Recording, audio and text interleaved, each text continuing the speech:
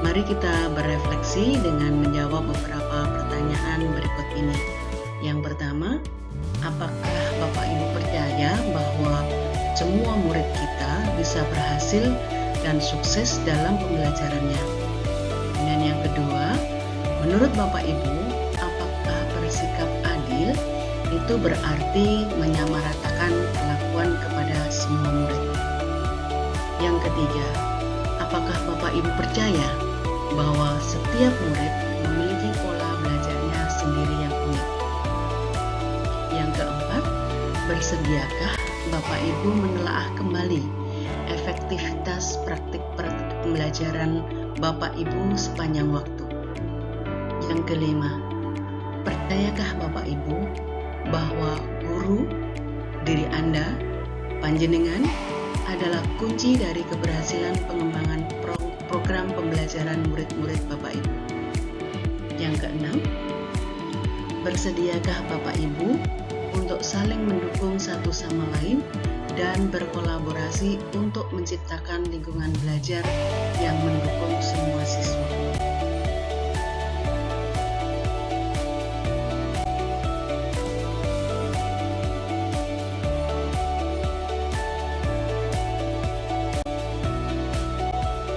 Mengapa kita melakukan pembelajaran berdiferensiasi? Bapak Ibu silakan perhatikan slide yang ada di hadapan Bapak Ibu. Bapak Ibu, seperti yang saya sampaikan tadi, bahwa pembelajaran berdiferensiasi adalah serangkaian keputusan masuk akal yang dibuat oleh guru, yang dibuat oleh kita, yang berorientasi kepada kebutuhan murid yang ada di hadapan kita. Jadi, orientasinya adalah murid. Keputusan-keputusan yang dibuat guru atau yang kita buat adalah terkait yang pertama, bahwa dalam kurikulum itu tujuan pembelajaran yang didefinisikan itu sudah jelas. Bukan hanya guru yang perlu jelas dengan tujuan pembelajaran, tapi juga murid. Makanya kenapa pada setiap kita melaksanakan proses pembelajaran, kita perlu menyampaikan tujuan pembelajaran. Kemudian yang kedua, bagaimana kita mengidentifikasi dan merespon kebutuhan belajar murid. Bagaimana kita akan menyesuaikan rencana pembelajaran untuk memenuhi kebutuhan belajar murid tersebut. Misalnya, apakah kita perlu menggunakan sumber yang berbeda atau cara yang berbeda atau penugasan serta penilaian yang berbeda. Mengapa ini? Karena kita tahu bahwa murid-murid kita itu perlu kita respon berdasarkan kesiapannya.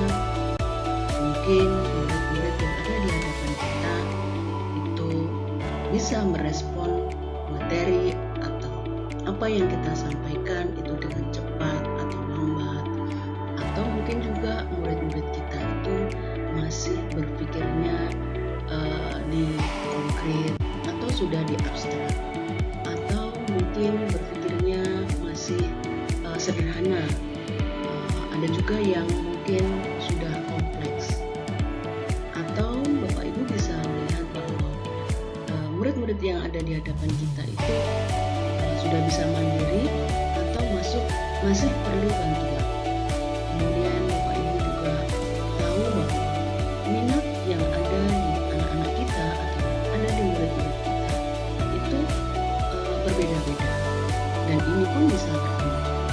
Kemudian profil belajarnya, bagaimana anak-anak kita itu pada saat belajar, mungkin gayanya, kecerdasannya, atau latar belakang di mana murid-murid kita itu tinggal.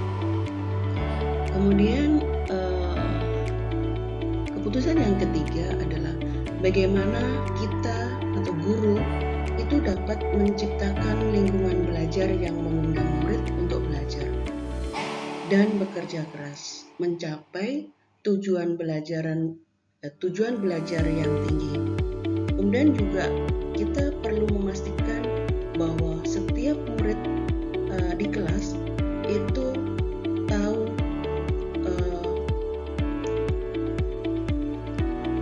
tahu bahwa murid-murid kita itu akan selalu ada dukungan untuk mereka di sepanjang proses belajarnya. Yang keempat adalah manajemen kelas yang efektif. Bagaimana kita dapat menciptakan prosedur, rutinitas, atau metode yang memungkinkan adanya fleksibilitas, namun juga struktur yang jelas, sehingga walaupun mungkin melakukan kegiatan yang berbeda, kelas tetap dapat berjalan secara efektif. Keputusan yang kelima, penilaian berkelanjutan. Bagaimana kita dapat menggunakan informasi yang didapatkan dari proses penilaian formatif yang telah kita lakukan untuk dapat menentukan murid mana yang masih ketinggalan dan sebaliknya, murid mana yang sudah lebih dulu mencapai tujuan pembelajaran yang ditetapkan. Baik, saya lanjutkan. Kita sudah bahas panjang lebar bahwa untuk melakukan pembelajaran berdiferensiasi kita perlu mempertimbangkan 5 hal yang sudah saya jelaskan tadi. Nah, sekarang bagaimana kita dapat melakukan pembelajaran berdiferensiasi yang tepat? Bapak Ibu sekalian, kita sebagai guru itu harus bisa mendesain pengalaman belajar yang bermakna, menantang, dan relevan. Dari produknya, kita dapat memberikan kesempatan anak-anak untuk mendemonstrasikan pemahaman. Kemudian dari prosesnya, Bapak Ibu bisa memberikan berbagai ragam bagaimana anak-anak atau murid-murid kita bisa menerima pesan yang kita sampaikan, atau bagaimana Bapak Ibu guru bisa memberikan tahapan-tahapan yang berbeda pada murid-murid yang ada di hadapan kita, atau kita perlu melakukan scaffolding atau juga jalur belajar yang berbeda. Kemudian Bapak Ibu bisa memilih konten yang sedang Bapak Ibu sampaikan kepada anak-anak, apakah kontennya ini berupa pengetahuan atau mungkin berupa keterampilan. Nah, ini Bapak Ibu yang kita namakan strategi pembelajaran berdiferensiasi. Bagaimana kita bisa mendesain, bisa memilih strategi yang tepat untuk